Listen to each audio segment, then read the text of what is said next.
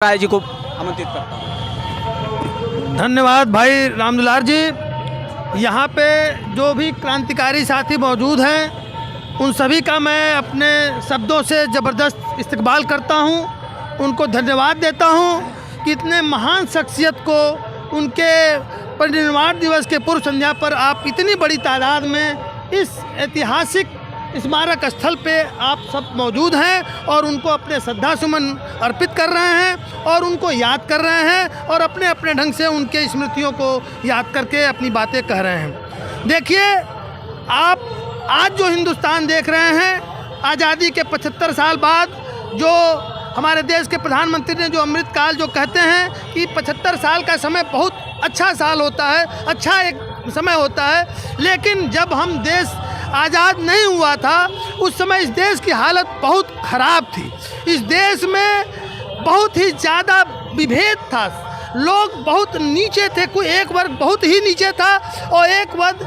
जो सामंत वर्ग था वो बहुत ही ऊपर था और तरह तरह से अत्याचार अन्याय एक अपने ही भाइयों पे अपने ही बंधुओं पे किया करता था।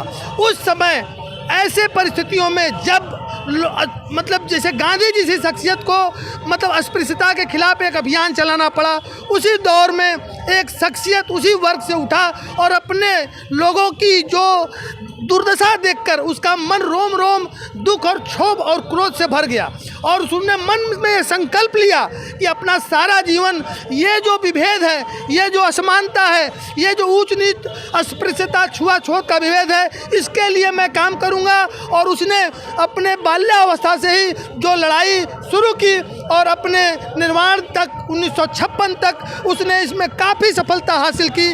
और आप देखिए आज स्थितियाँ बदली हैं, हम एक दूसरे भाई भाई की तरह रह रहे हैं, एक दूसरे में विभेद कम हुआ है, लेकिन miles to go before I sleep, अभी भी काफ़ी कुछ किया जाना है। जैसा भाई ने कहा कि निश्चित रूप से भाषणबाजी से काम नहीं चलेगा, हमको अपने कर्म से और अपने जो हम काम करते हैं, अपना जो व्यवहार रखते हैं, उससे भी साबित करना पड़ेगा कि देश में जो ऊंच नीच का भाव है वो हमेशा हमेशा के लिए समाप्त हो गया है।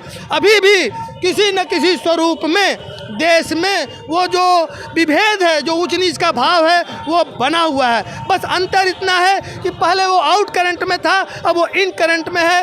कोई प्रत्यक्ष ऑन द रिकॉर्ड इसकी बात नहीं करता है, लेकिन ऑफ द रिकॉर्ड ये चीज़ें हैं। तो ये चीज़ें तभी जाएंगी जब हम दिल से उस अस्पृश्यता को, इस विभेदकारी जो भावना है जो लोगों के दिलों में अभी भी कहीं ना कहीं कोने में बैठी हुई है, जो देश के लिए सही नहीं है, जब तक हम अपने भाइयों से प्रेम नहीं करेंगे, उनसे किसी प्रकार का भेदभाव नहीं करेंगे, तभी देश महान बन सकता है।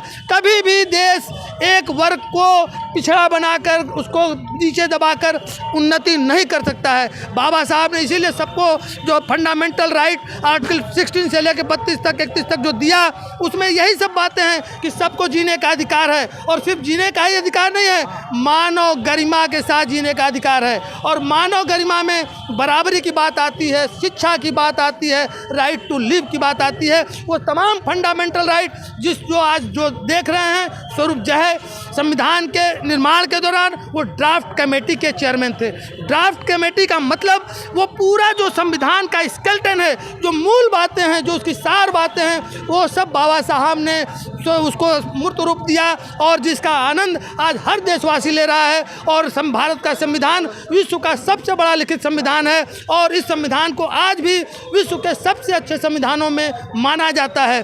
तो बाबा साहब के लिए हम आपको ये नित्यानंद राय अध्यक्ष पद प्रत्याशी बनारस बार आपको शपथ लेके आपको वचन देते हैं। और ये मैंने अपने कर्मों से बताया है, मैं आज पहली बार यहाँ नहीं आ रहा हूँ, जब से कचहरी में जब भी बाबा साहब के लिए कोई कार्यक्रम हुआ है और रोज़ प्रतिदिन अपने भाइयों से हमारा प्रेम वैसे ही रहता है। 365 दिन हमारे अंदर वही भाव है जो आज है और बाबा साहब के लिए मेरे दिल में जो श्रद्धा सुमन है वो आज भी रहेगा। और जो हम कहते हैं कि बाबा तेरा मिशन अधूरा, हम सब मिलकर करेंगे पूरा, तो वही मिशन है कि देश में हर लोग बराबर हों, कोई ऊंच नीच ना हो। ये अभी अभी इस गोल को अचीव किया जाना अभी बाकी है। अभी देश में एक बहुतायत वर्ग है जो अपने को ऊपर समझता है और दूसरे को नीचा समझता है और उसको लात मारने में यकीन करता है। तो ऐसे लोगों को हम लोग को दूर कर देना है, उनसे हमको दूर हो जाना है और देश को विकास के पथ पर ले जाना है। और हम लोग शपथ लेते हैं कि बाबा साहब के सपनों का भारत आने वाले दिनों में हम लोग बना कर रहेंगे,